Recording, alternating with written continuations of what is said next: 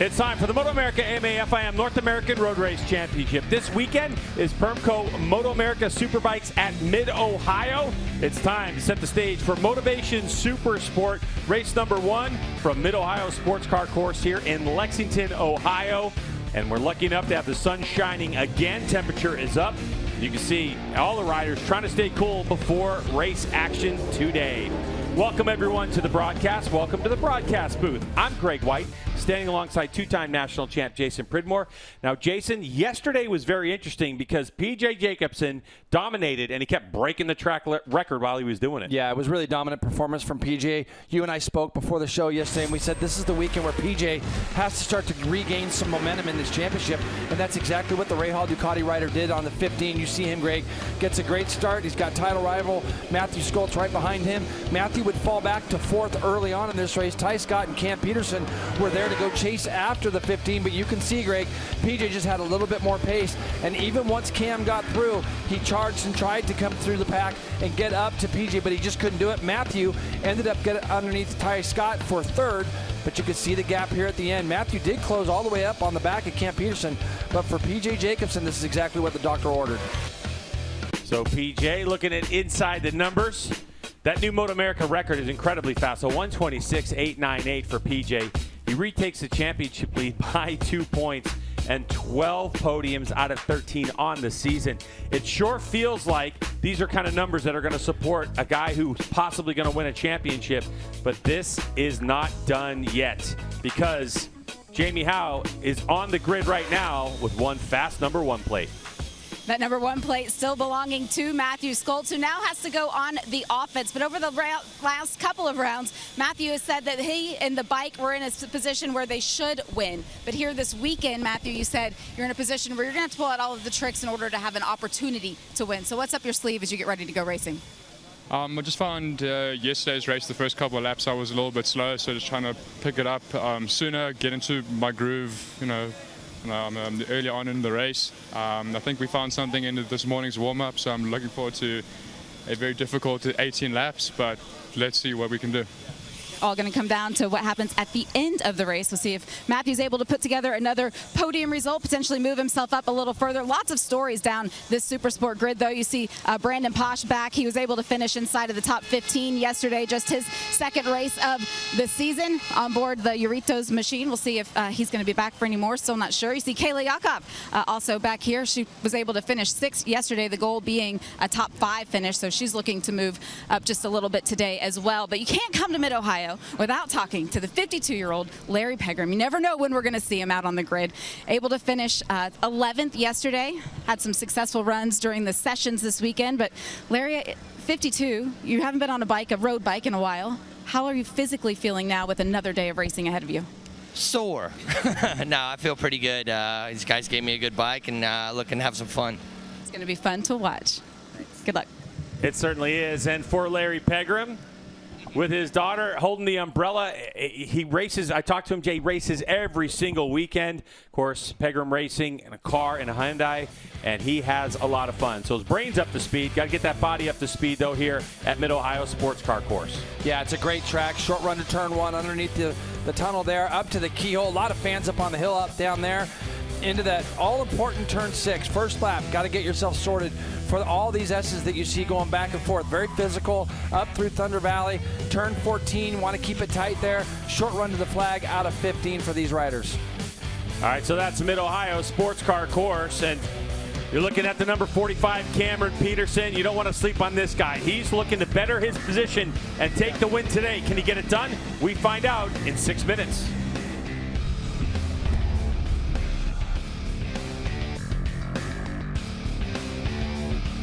Motovation Supersport is brought to you by Dunlop, the official tire of the MotoAmerica Championship Series.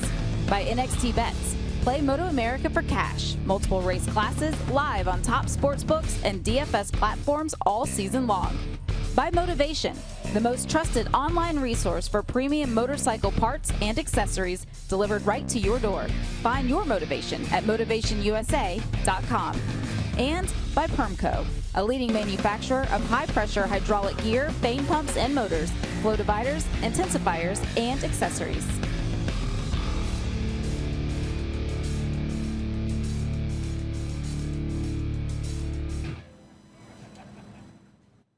we don't want to sleep on him, and he's definitely going to be a contender over the course of this Supersport race. Yeah, and he has showed pace the last couple races, and even yesterday he was turning some of the fastest laps of the race. Just had to come from fourth, and PJ got up to speed so quick. And then they started matching lap times, and it's just too hard to close the way PJ's going right now. You can't spot him 2 seconds. Yeah, when you look at Cam Peterson's performance as well this weekend, second on the grid, second in race 1, second this morning, and he's been able to show that turn of speed, but he's going to be under pressure from Matthew Skoltz as well. Skoltz on the number 1 plate ended up yesterday's race with the second fastest lap. Looks like he's made that step forward from Friday into Saturday, and you'd certainly expect that he'll know that he has to go with Jacobson right from the start of this one. Yeah, I think what you're going to see in this race is Cam and Matt going to be a little bit aggressive those first couple laps, and Tyler Scott as well, and try to break up that rhythm and not let what happened yesterday. But it doesn't always go to plan. That's what you try to do, and it always doesn't work out your way. And PJ's going to try to do what he did yesterday, get a good start, and not see anybody again until they get back to the podium. Yeah, everyone's always got a plan until you get punched in the face. And down in towards turn 1, we've seen it just how tricky it can be on those opening laps here in this weekend's racing. And down in towards turn 2 and down into the keyhole, we've seen plenty of incidents in those opening laps. Everyone has to be careful through that section. Yeah, and you can also make a couple passes through there as well. It's kind of one line. You can sneak up the inside of somebody there, but also it funnels down to one line. We've seen a couple accidents there on the first laps. You can see the grid starting to clear now as we get ready for 18 laps of action in the Motovation Supersport class. PJ Jacobson on the pole from Cam Peterson and Matthew Skoltz. It's going to be Greg White and Jason Printmore taking us through the action with Jamie Howe down in the pits. Welcome back to Mid-Ohio Sports Car Course, Motovation Supersport race number 2. On deck, play MotoAmerica for cash. The Superbike, Baggers, and Supersport series are now live on top sportbooks and DFS platforms. Scan the flow code or visit nxtbets.com/playma to see what's available in your location. Sign up for exclusive bonuses and make your picks now. What a day to go racing. Sun is poking in and out. Let's take a look at these championship points and see where we are, because we only got a few left, so only 2 points separate the top 2. 3 wins and 12 podiums versus 6 and 11. But it's that bottom stat, JP. 3 times these riders have changed the lead in the championship. And this feels to me like it's going all the way down to New Jersey at the end of September. It is. COTA last year was a very important race. If you remember, PJ sliding off a little bit there, so we're going there in 2 weeks. I think for PJ, this is going to be an important race today. Get some momentum going into that race next weekend where, like you said, Greg, Matthew here just hasn't looked a little, not like himself, but I think Matthew knows what he's got underneath him, and he's going to do damage control. Yesterday he was added to 3rd place, but he seemed pretty okay with that. And today he just wants to try to get closer. And I think those first opening laps are going to be a big tell for us on where Matthew is as far as his bike setup. Yeah, and we're looking at who might be the spoiler in this championship to sway it one way or the other. With PJ Jacobson on pole, it's Cameron Peterson and Matthew Skoltz. Cam P might be the guy. He might be in Ty Scott, Brandon Posh, Kayla Yakov. Good to see Brandon back, obviously, with the Doritos team. Blake Davis, Corey Alexander, Chase Black, Teague Hobbs, Larry Pegram, and Aiden Sneed just outside of row number 4. Max Van, Josh Hayes, who charged up through the field yesterday, is going to be starting next to Torrin Collins. McWilliams, good to see Jeremy back. Enriquez and Nassani. So McWilliams taking the place of Jake Lewis. DeLeon, LaRoche, Williams, Monk, Mags, and Kevin Horney are going to be just outside of row number 8. Row 9, no Dietrich and Omen. So got a pretty full grid here, Greg. And I think a couple of storylines for me are, can PJ get that start again? Can Cam go with him earlier? That's the big thing, is that by the time Cam got through to 2nd yesterday, PJ was already 2nd half up the road. Let's get to Jamie with a quick update on the 45. Well, they took that bike back last night after the race and took the clutch apart, and they did find a little bit of an issue in it, and that's really where Cam has been struggling, is that every time he gets on the bike, he does a start. There's no consistency there, so they've rebuilt the clutch today. He went out in the morning warm-up, said it felt a lot better, and he feels the same way. If he can be on the tail end of PJ going into turn 1, he feels like he can battle at the end. He definitely had a lot of pace mid-race to do that, but we'll see now as we get ready for this race start. 18 laps scheduled. The lights go off. Here we go. It looked like Campy didn't get the greatest of launches as the number 1 tries to sweep up the inside, and he does. So he has position on PJ, and so there goes Matthew Schultz as they go wide. Cameron Peterson, though, from the outside. What a move by Cameron Peterson to take over the lead. Yep, while Matthew was starting to just run that R9 out to the curb with PJ to the right of him, you saw Cam take full advantage of that. So now it's going to be a draft down the back straightaway. Cam P takes the lead. Matthew did get a really good launch. Ty Scott there in 4th, Blake Davis 5th. It looked like Kayla on the other Rahal Ducati as they go through our speed shot. All right, down off the back straightaway we go, and there goes the number 1.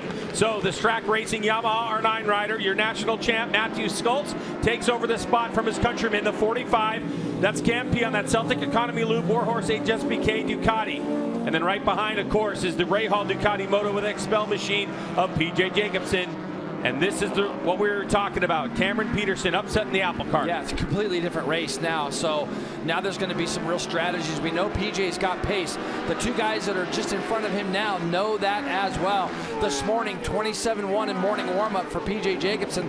That actually matched Cam P's qualifying time. And remember, Greg, he went 26.8, I believe it was yesterday. He was only 0.3 off this morning on a little bit cooler track with some overcast. So PJ has pace. Now we're going to see what his strategy is to get through on the 2 guys ahead of him. So for the first lap, it's going to be Schultz, Peterson, Jacobsen, Scott, and Davis, with Kayla Yakov in 6th ahead of Brandon Posh, Hayes, Teague Hobbs, and Aiden Sneed in 10th just ahead of Alexander and Pegram. But there goes the 45. A nice move to take over the spot.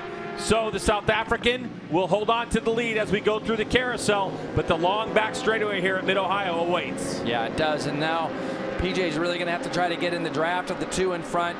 And you can see he's a little bit back, but when they go through this kink, he starts to really get drawn into that draft, and it sets up for a pass down here. Ty Scott now looking to take a shot down the inside of 15 as Schultz does what he needs to do to Cam Peterson at the end of that back straight. Cameron Peterson just left a tremendous amount of Dunlop rubber off the rear. He was so hard on the rear brake, and he couldn't get the motorcycle stopped, and that's why you see that gap. But I like what I'm seeing from Ty Scott on the Vision Wheel M4 X-Star Suzuki. That's a GSXR 750. So you have a first-year Yamaha R9, several-year-old Ducati Panigale V2, and a very, very seasoned GSXR 750. Yeah, and the thing you got to look at too, look at that rear wheel. You can see Cam's in there deep. He's in a little bit wide. That's why he's using that rear brake a little bit extra to slow that bike down and get it back where he needs it to go.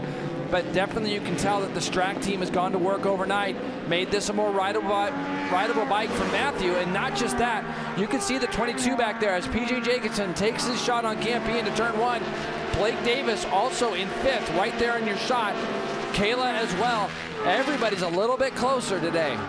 So far, as Matthew Schultz sets a 127.539, so not quite the pace we saw yesterday. There's a look at the number 4 Josh Hayes BPR Racing Yamaha R9.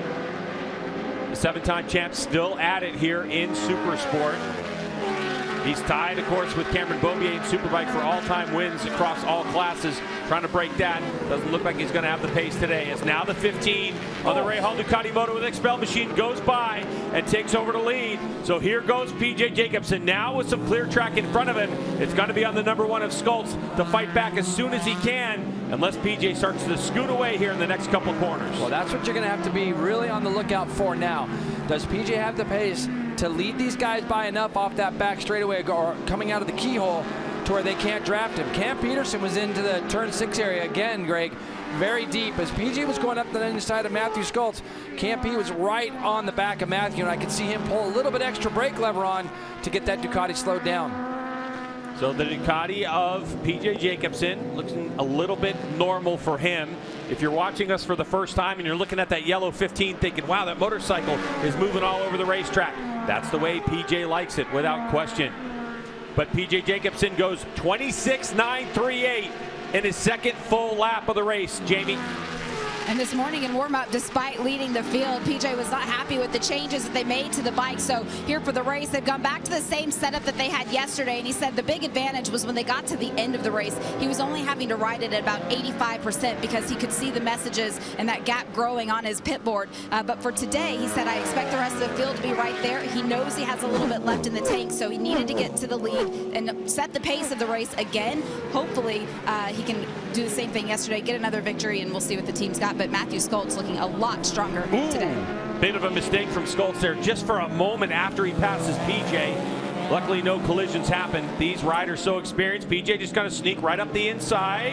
And Cameron Peterson nearly runs into the back of Skoltz. So it's the 15, PJ Jacobsen, number 1 is Skoltz, and the 45 is Cameron Peterson. All the while, Ty Scott, just like Jason you were talking about, he's right there. So is Blake Davis. Let's take another look at it. Yeah, it almost looked like I can't tell there, but it almost looked like Matthew missed an extra downshift and was trying to get the bike into gear on the exit there of the turn, which can happen sometimes, but it allowed PJ to roll up on the back. But what these guys fighting at the front is really doing for us and all the folks at home is creating a great race. We got 7 riders at the front. Let's not forget Brandon Posh on the back of this group on that 96. You can see Brandon's got a little bit of a lead over Josh Hayes back there. So Posh, who we've seen riding Superbikes the last couple of years, gets the call up from the Haritos team to come and ride here at Mid-Ohio, and he's trying to make the most of it just off the back of the lead group in a replacement ride role.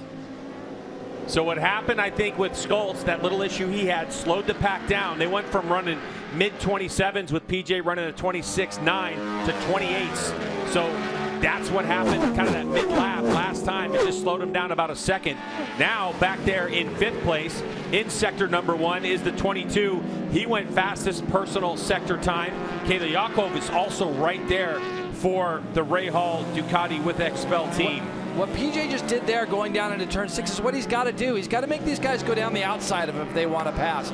He knows he's going to be getting drafted down that straight, but when you go through the kink, if you position yourself or make a move like you're going over to the right, it's going to make the effort of those behind you think elsewhere, and that would make the outside pass something that Matthew and Cam would then have to do. There's no reason to go through that kink and keep opening up the door to have somebody come down the inside of you. So good racecraft there from PJ Jacobsen. And these laps now, Greg, from this, we're going to have 13 to go this time by. These next 6-7 laps are kind of the middle part of the race where you got to just kind of grunt these laps out, and then you're going to see who really has the pace and the tire underneath them for the end. That's really I think a lot of the strategy is going to be, don't abuse the tire right now. If you don't have anything to fight with at the end of the race, then you're going to lose out for sure.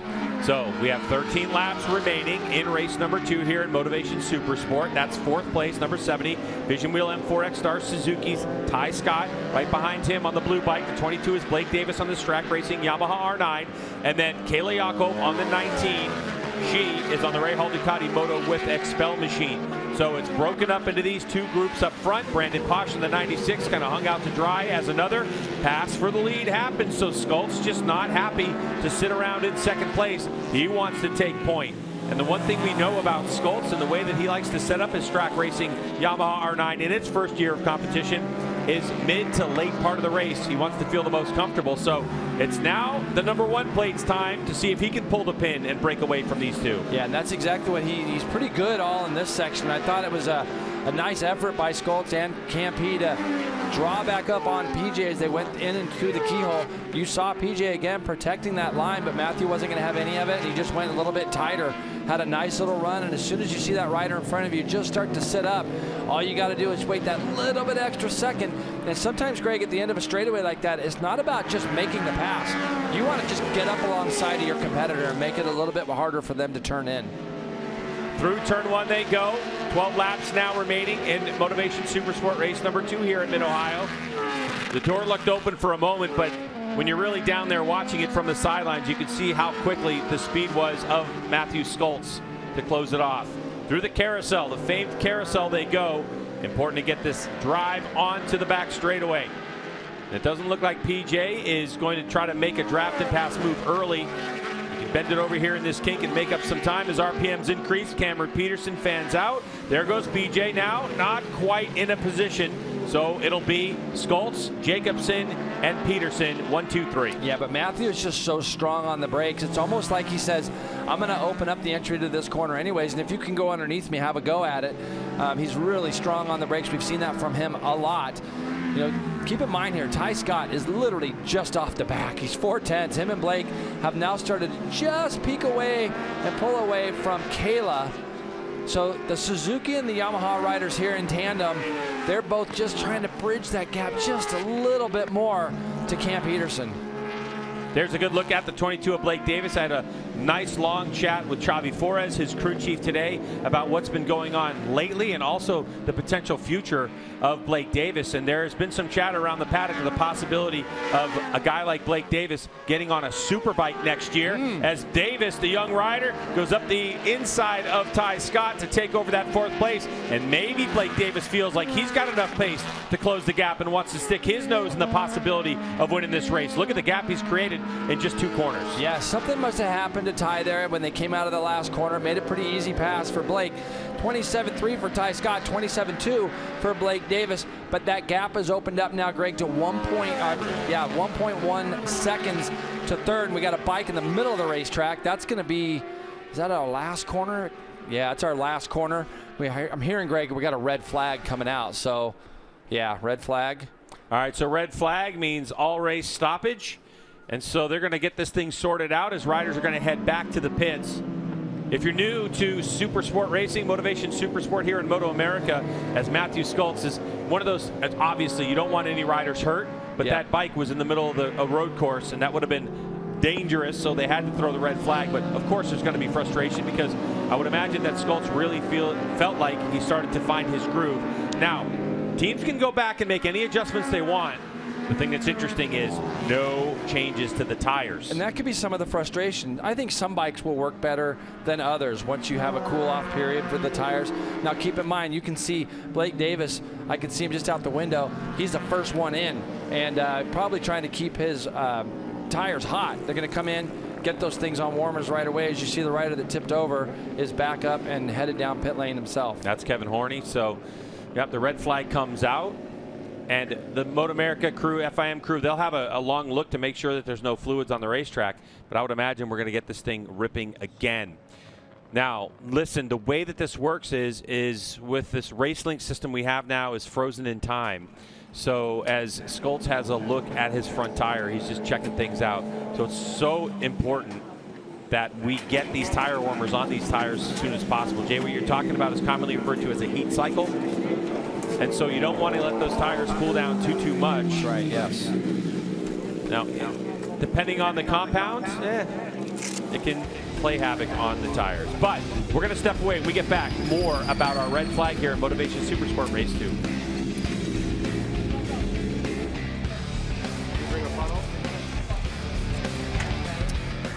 Yeah, so it's getting a bit busy down here now in the pit lane, as you can expect. I did see Kevin Horney, I think was the rider that went down, just ride back into the pit. So fingers crossed, it shouldn't be too long of a cleanup operation to get this race up and going. Obviously, we will let you know how many laps the restart will be. And of course, the grid will be in the order that they finished the first part of that race.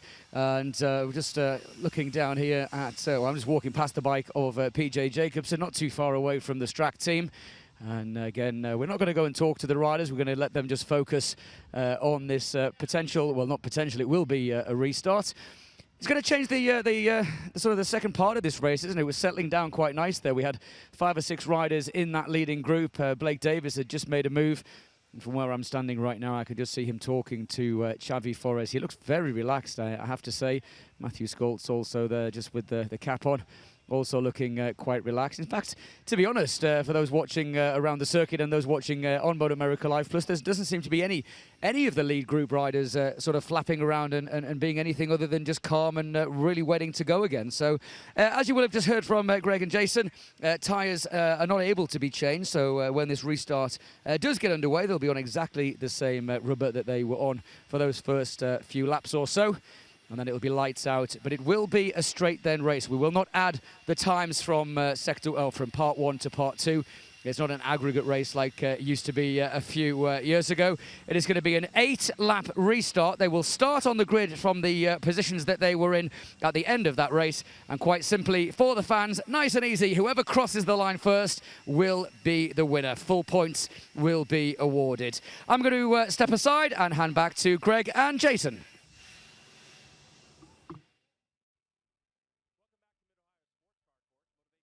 Race number 2 is in the middle, I guess you can kind of say. Red flag with 11 laps to go in this one. Kevin Horney's motorcycle sitting in the race line in the middle of the racetrack.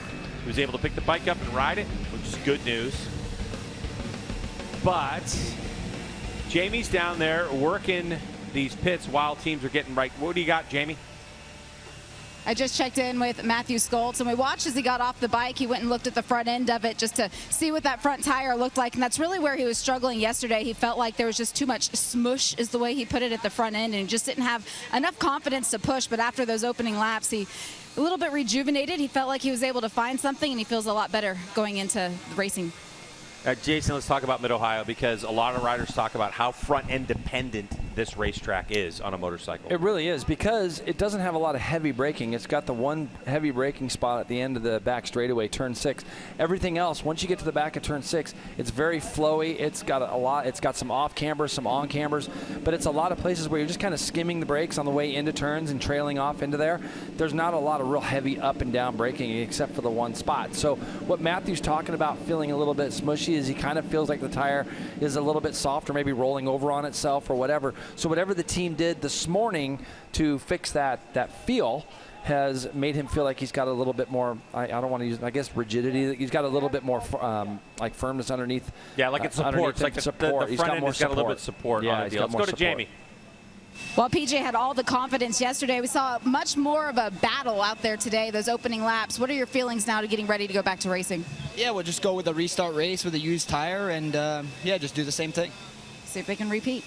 Yeah, and that's really it. It's going to be, who feels most comfortable. Keep in mind, PJ was able to do a 126.938 in those first 7 laps. That was only literally like, Jason, 4/400ths of a second slower than the lap record that he was able to get yesterday. So it looked like their early laps that he has the pace to drop it.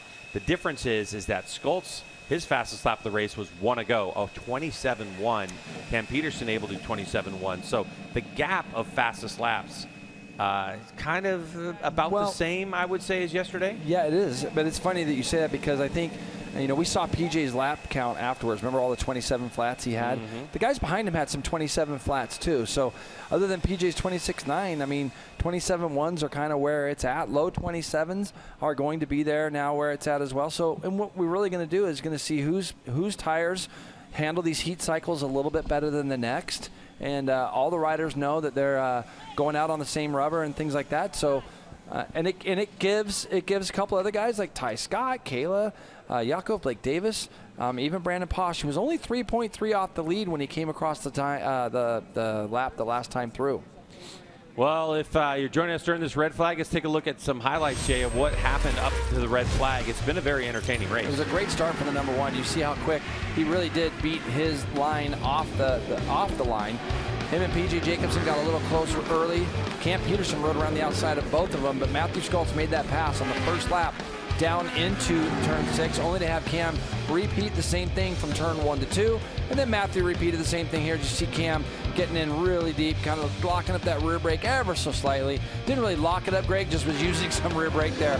And then PJ took his shot at the front. He was pretty guarded going down into turn 6, but Matthew did take a shot right back at him as well, only for PJ to go back underneath him in turn 8. And then a few laps later, it was the same kind of process again. It's just a braking duel down at the end of that back straightaway. These 3 guys were just starting to pull away. As you see, Blake Davis, he wanted to have his time behind Ty Scott run out, and this is when we saw Horney crash in the last corner, bike laying in the middle of the track, and so corner workers were running out. But the leaders and things, Greg, were only about 4 turns from this lot when this happened, so that's why they had to throw the red flag. So we're ready to get things going again as riders are heading out to the end of pit lane. Let's check back in with Jamie with some updates. And as you see all the riders going out to their new grid positions based off of where they were before that red flag came out, I want to give just a couple of updates. We heard from Matthew Skoltz, PJ Jacobsen. I also checked in with Cameron Peterson, and he said the clutch that time felt a lot better on that start. So he's looking forward to some more consistency. It was just like it was this morning. So hopefully he can repeat, get another good start, be there to fight at the front end. And then Tyler Scott, who will be right behind him and fourth when we get back to racing. Ty said bike feels a lot more stable today. He's a little bit more aggressive in terms of the way he's able to ride it. So he's going to go out there and try the same. And for Blake Davis, the changes that they made overnight to give him a little more comfort, he's able to be more aggressive. So that's going to be the name of the game when we get ready for the rest of this racing. And the rest of this racing is 8 laps is what we have left. So for Skoltz, had a little bit of a problem there. Just getting the bike refired up.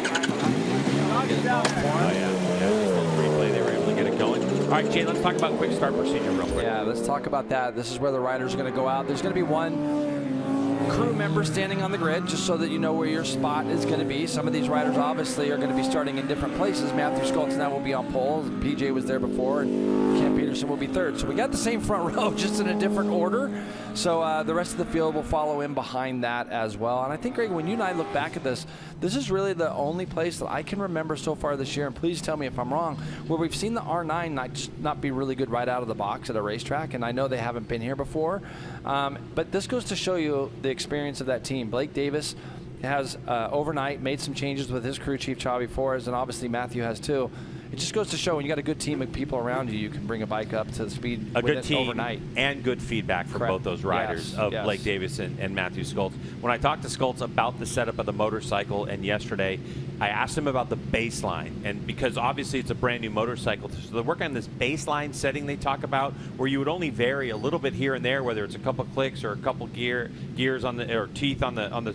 And he said we've really gone away from what our baseline has been the last couple races, and they're not sure if it's just Mid-Ohio and how complicated this place is, or if it's just the overall development of the motorcycle with 2 different racetracks remaining in the season. So.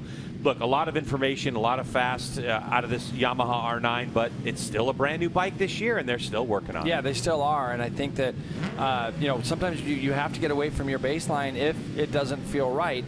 A lot of times, riders, when you talk to a lot of the riders, they'll tell you that especially the teams that really have it together, they're not making gigantic changes from race to race. And for the R9s, they probably came in here, thought they had a solid base of where to start. They started there again, and it just doesn't work. So they've made some wholesale changes overnight, and it really does show. All right, so now this is the warm-up lap. So that quick start procedure we talked about was a sighting lap, one crew, just to get them in their grid spot. Then they're gone, and now we're on the warm-up lap. So next time by, these riders take their grid position, and then lights go on and off, and we're back at it for our 8 laps of the Motovation Supersport race number 2. So hopefully for Cameron Peterson, that clutch continues to feel good. Yeah. He's got another couple starts on that clutch. It should be good. Obviously, he was looking good on that Celtic Economy Lube plus tire Warhorse HSBK Ducati Panigale V2. But also looking back in the field, it's interesting as some of these groups started to form up. So that Ty Scott, Blake Davis, Kayla Yakov group, if Blake Davis, who's starting 5th on this start, started to feel in the groove, started to figure out the changes they made to the motorcycle, we could all of a sudden see the 70 and the 22 also in the mix. It really just depends on how much tire was used in the first part of the race and how much they're going to have left for these last 8. Yeah, I don't know if Ty was just struggling. I think we just saw a point there where he just didn't get off the last corner as well as he would have liked, and that's why Blake got by. But Blake was already starting to try to close that gap to the front 3, and we've already seen him win a couple races this year, talking about Blake Davis. So this is definitely going to be something for him now. He's going to come from the middle of that second row, so he'll be right behind PJ Jacobsen on the grid. And PJ usually gets really good starts, so for Blake, he'll know that. Greg, I think that a lot of these riders, week in to week out, you kind of get to know the guys a little bit that you're riding and racing around. You get to know the people, how they start. You see trends. And so I'm sure Blake knows PJ usually gets good launches, so it's going to be important for him to go with him. Kayla Yakov's right next to him on the grid. That's row number 2. She's 6th on the grid. So riders forming up into their positions after the red flag. Situation all cleared and ready to rock and roll. 8 laps remaining in Motovation Supersport race number 2. And here we go. Revs are up. And away we go, and it looked like a really solid launch for all three on the front row. Although Cameron Peterson had a little wheel in the air. Look at Blake Davis. Yes. Blake Davis from row 2 sneaks up the inside. No room for him to go. Him and as PJ. Yeah, they look like they touched a little bit there. Cam Peterson, though, around the outside. That's Pegram. No, unfortunately, down the Pegram on the backside. Yeah, had an issue. But Cameron Peterson able to get back by Blake Davis, the 22, into third spot. But Blake's closer, a little wide through the carousels. Davis is going to sacrifice a little bit of that drive and lose a couple of bike lengths. So look at Matthew Schultz and the jackrabbit start he has had. Now Cam Peterson looked like he was going to try to take a shot at PJ down in that turn 7. PJ keeps it nice and tight. So you got your front three again right where they were to start or to finish the last time. And who's that just going a little bit wide up there? Somebody getting pushed out. Hayes looked like he got pushed out a little bit, I think. Yeah, maybe with Brandon Posh. Maybe because Teague, I think that's Teague on the first BPR bike back there in about 7th. So again, now Blake Davis is going to see. He's got those front three in front of him. He's got to try to go after those guys and not let them get too far away, Greg. Yeah, and that's part of the feeling out process, too, of how much tire do I have. Oh, Blake Davis trying to get the bike slowed down. It was bucking all over the place, and he just lost some more time. And the number 70, Ty Scott, on that Vision Wheel M4 Suzuki, had a just front eye view of what was going on with Blake Davis as he rolled off the throttle. So Cam Peterson losing a little bit of touch as they bend it into turn number 1 with 7 laps to go in race number 2. But PJ's been able to reel the number 1 of Matthew Schultz back in. This is a totally different race when you're on used tires that have gone through a heat cycle. You've got to be quick to figure out where you have grip. Now a good look at the drive and acceleration, and it is Pegram. Larry Pegram on the Good Team call. Hammer machine. Probably a clutch. Yeah. Probably just a clutch, Greg. And I think this is going to be a really important lap for Cam Peterson myself. You can see that little bit of a gap opening up as you see these around two the guys outside goes PJ. They're leaning on each other. They're leaning on each other, Greg. That's going to help Cam Peterson, obviously, watching those guys do that. I just kind of felt like this was going to be a really important lap for Cam. These guys just seem to be getting away from him, and especially this spot on the track. From here to the start-finish line last time, they opened up basically half a second on Cam, and you can see he's not able to just kind of go with them right now is the 45. So really key lap here for Cam Peterson, I think, for his race to determine if he's going to be able to go with them as they go through this last sector. Kayla Yakov, by the way, back there in 6th place with the fastest Sector 1 split so far of this race. PJ gets the drive down the back straightaway, leans in on Matthew. Those guys got awful close a couple of times going down into turn 6. So coming across the line, how about a 27.5? So 27.5 for the first 3 riders. So Cam P still 7/10 off of Matthew. And again, this is going to be another important lap. If these guys wouldn't have touched a little bit down there in turn 6, I wonder if that gap would have opened up a little bit more. Through the keyhole they go. This is where, Schultz has been so strong. Wow, really good. And when I asked Matthew about the R9 and what he likes about it the most, he said acceleration. Yeah. I love the way the rear end of the motorcycle feels under acceleration. The longer swing arm they have on this motorcycle for the configuration here in Motovation Supersport really plays well into what Matthew likes. Ultimately, though Matthew said, I'm a front end rider. I need the front end to work, but the rear end is, it feels really good when I'm getting, opening the throttle, because keep in mind, these motorcycles don't have electronic aids like you would see on larger motorcycles. These don't have the traction control like you would see even on your street bike, like a R1 or a Panigale V4 or a GSX-R 1000. Yeah, well, when you think about what Matthew talked about with that front tire with Jamie, it's going to allow him to push. Oh, he's a little bit out of shape there, but got that handled.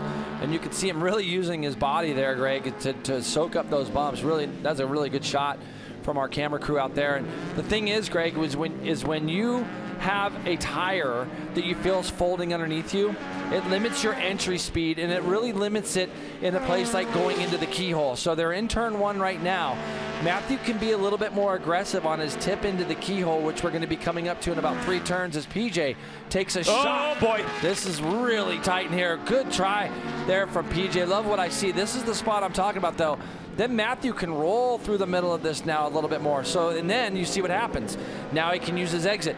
So he's got a little bit more confidence on his original tip-in because of the tire that he's got underneath him today. Cameron Peterson with the fastest lap of this race, 27 flat. So 27.097. Whatever happened before the red flag doesn't count in what we're looking at right now. PJ just rode around the outside, or Cam P just rode around the outside of PJ in the braking zone down there, heading down into turn 6. That's not what PJ needed. Really impressive stuff here. As you see these two, look how close.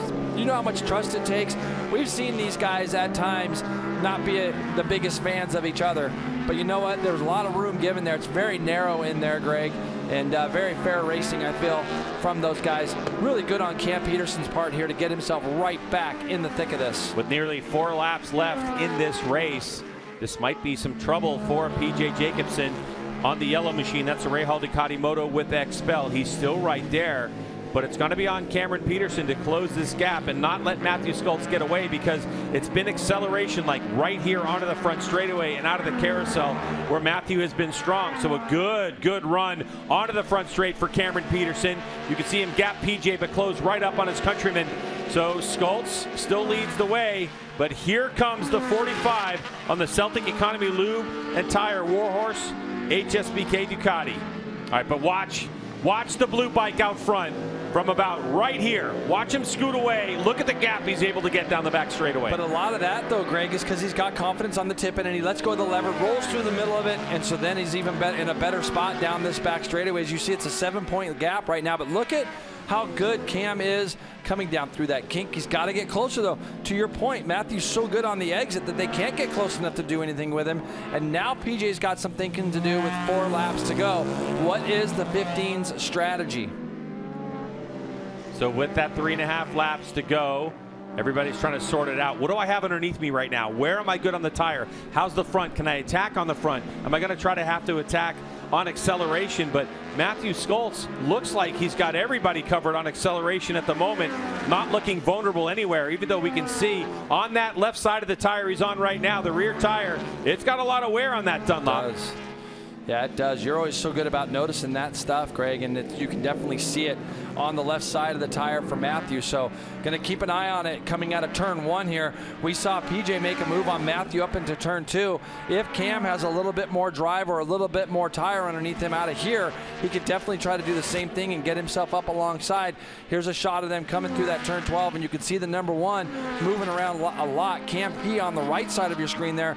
He did have a little bit of a gander, but this is where these Ducatis have got to keep Matthew a little bit more honest in the middle and out of this corner. Look how good he gets that bike turned and gets on the gas early. Jamie. You bring up the question of vulnerability. Think back to yesterday, PJ Jacobsen telling us the closing laps, he was only running at about 85% pace, so he doesn't know where he's vulnerable. He had everybody else behind him. But in the case of Cam Peterson, he started to develop a chatter at the end of the race yesterday. That's what they focused their attention on in the morning warm-up. You can see how much more stable he is here with only 3 laps to go. And then Matthew Skoltz, obviously, they've done some work overnight to give him that confidence that he needed at the front end. So for PJ Jacobsen, he's watching it unfold in front of him, and now he's learning where he's vulnerable. Very interesting, you know, and that's part of that overnight thinking that a lot of the riders go through, and teams as well. So for Cameron Peterson here, and again, with the red flag and the fact that you can't change tires, this is where it kind of gets to the unknown, not only for us as commentators, but for these riders. That's where they're really having to feel out what's going on, because you can see right here, the left side of the tire, Skoltz able to eke away, but that right side of the tire is just so good coming out of the carousel. So good, though, in the last right-hander here, 14. Greg, he just lets go of the lever, lets the bike roll through the middle of it, and that's where he's really hurting these guys on his entry to kind of the middle of the turns. And you can see the Ducatis do okay to kind of roll right back up to the back of him here. But now watch this through the middle. There's a bike length between them, if that, going in.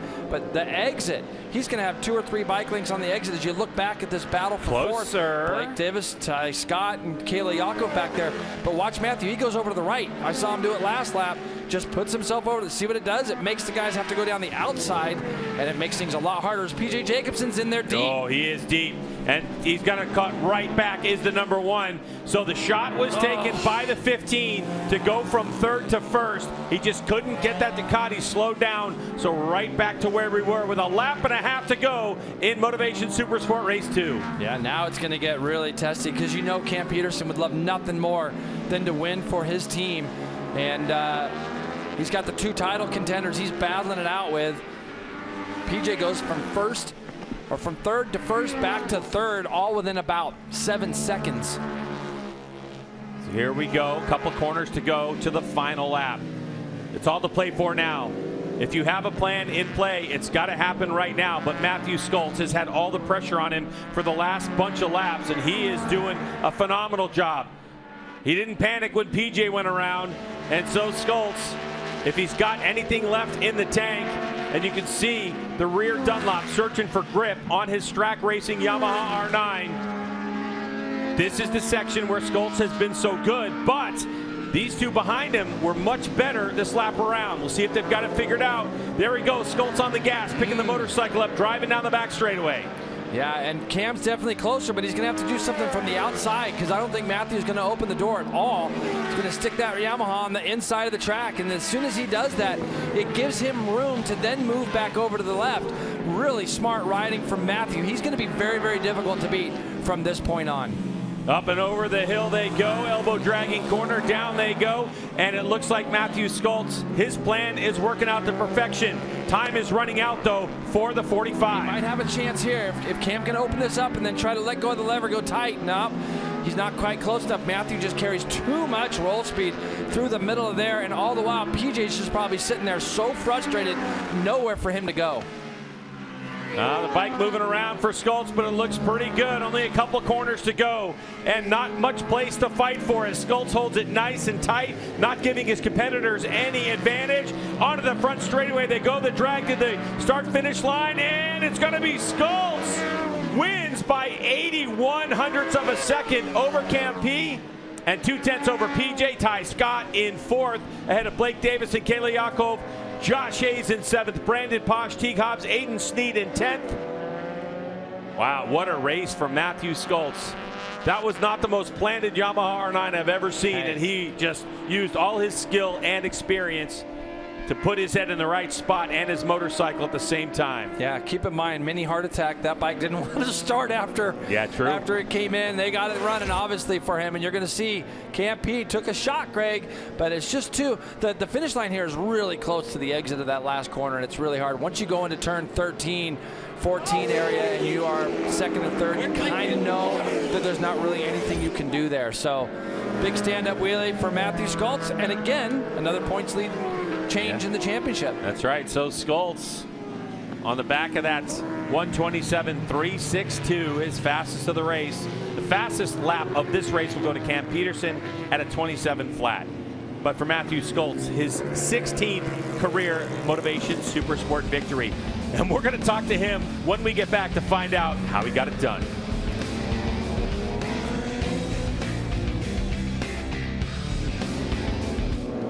Great performance by Matthew Skoltz to take that race victory. And Rog, coming into this weekend, it was all about that battle between Skoltz and PJ Jacobsen. A win apiece and a 3rd place apiece. We couldn't leave this round exactly where we started. Matt did a good job today, able to know what he needed to do, forced himself out front, and just made the talks when he needed to, and he wanted to lead that race. And that's why he's got the #1 plate. Guys like him were able to step up. But such an even race between him and Cam and PJ. It was hard for anybody to break away. Jacobsen had one chance to try and make a move down in towards turn 6 in the penultimate lap. Wasn't able to get the bike stopped, and from that point on, just didn't have enough time to be able to try and attack again. And it was hard for PJ because he's trying to make a move on Peterson, and Peterson's trying to make a move on Matt. So it's really, you have no place to go sometimes. And he took a shot and just almost got it, but just couldn't get the bike slowed down.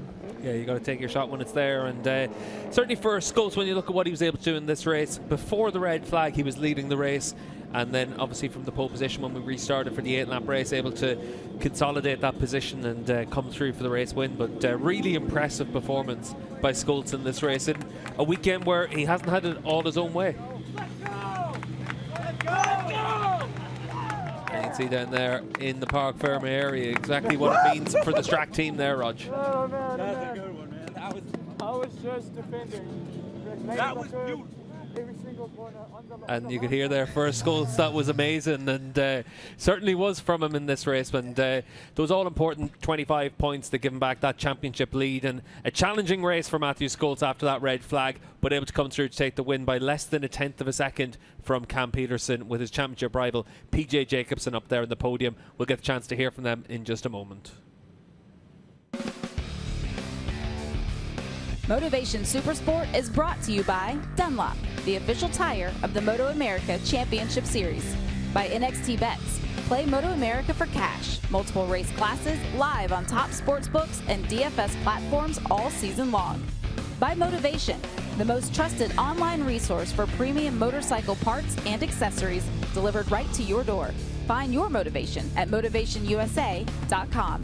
And by Permco, a leading manufacturer of high-pressure hydraulic gear, vane pumps and motors, flow dividers, intensifiers, and accessories.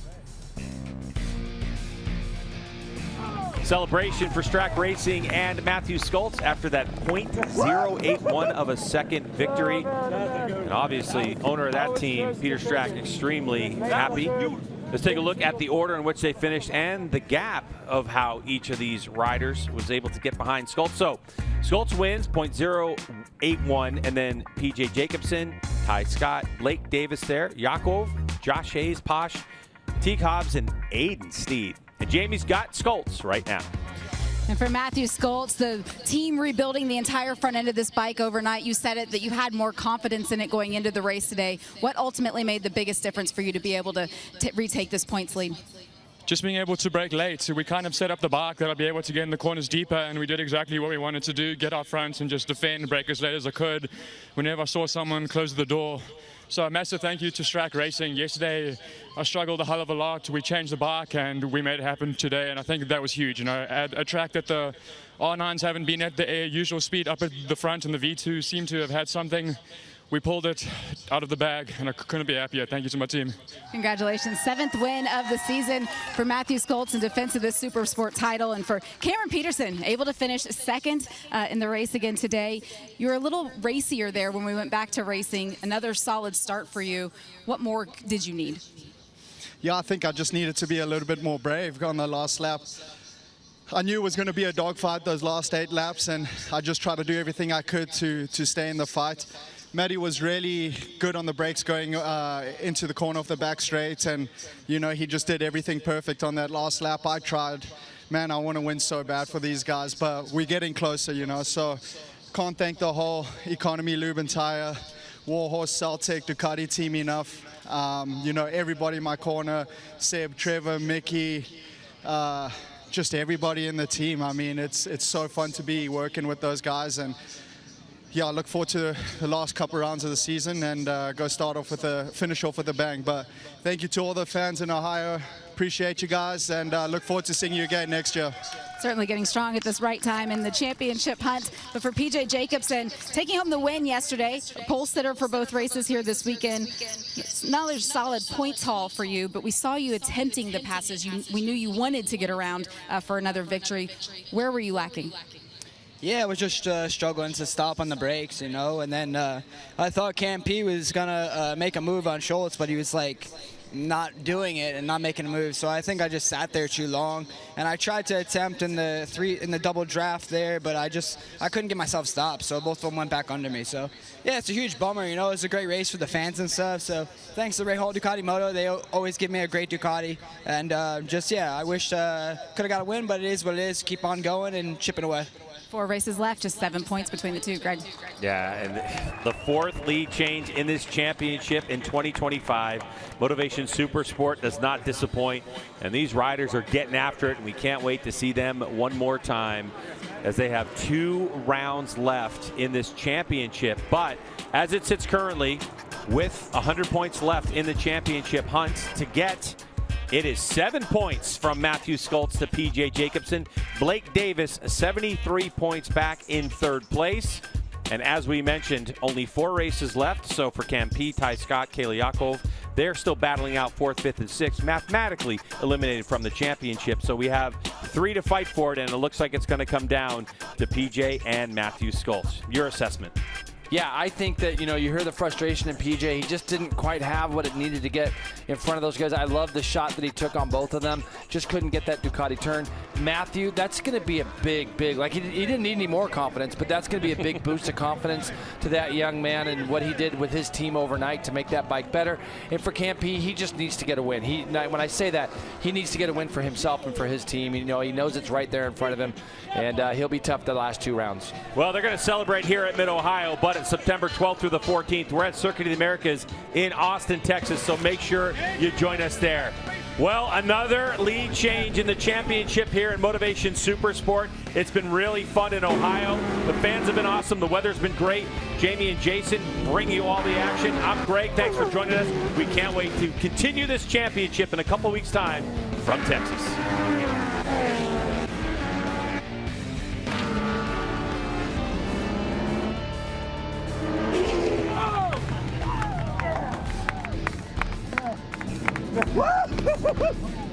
Oh, man. I was just defending.